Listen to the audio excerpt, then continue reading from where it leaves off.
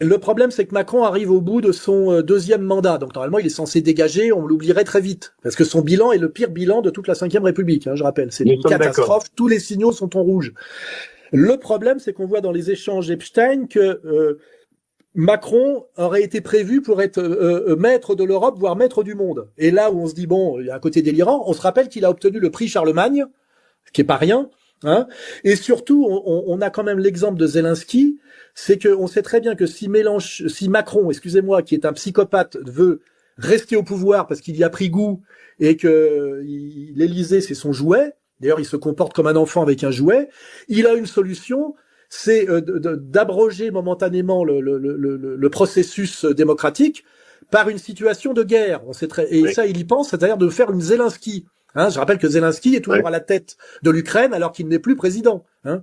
Et là, ça veut dire, c'est pas pour rien que ces gens comme Macron n'arrêtent pas de parler de la guerre avec la Russie, qui soi-disant nous menacerait, alors que tout le monde sait que la Russie a besoin de récupérer la région russophone de l'Ukraine qui s'appelle le Donbass, et qu'ils ont d'autres chats à fouetter que d'envahir l'Europe. Ils ne sont que 140 millions. Ils sont en train de développer leur pays qui a un énorme potentiel et qui est le plus grand pays du monde.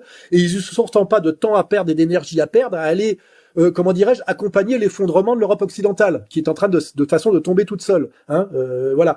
Et donc, on a quand même Macron qui, prétextant que le projet de Poutine serait d'envahir l'Europe, que tous les experts disent que c'est complètement débile, dit qu'il faut passer de l'Union européenne aux États-Unis d'Europe pour avoir une armée sous commandement unique avec un président. Et ce président, ça serait lui, évidemment, qui prendrait la place de Van der Leyen en opérant un saut qualitatif européen qui sera encore une plus grande dépossession des citoyens des nations européennes. Hein. Ça serait encore détruire un peu plus loin les nations européennes. Hein, voilà. Je rappelle que la zone euro, c'est-à-dire l'Union européenne, qui nous avait promis la croissance et la paix, et la zone du monde avec la plus faible croissance et les plus grandes tensions communautaires, hein, je le rappelle. Et que tous les problèmes qu'ont la France, espace Schengen, immigration, surfiscalité, entrave à l'entreprise, parasitisme, tout vient de l'Union européenne. C'est-à-dire que si on veut sauver l'Europe, il faut revenir à l'Europe des nations.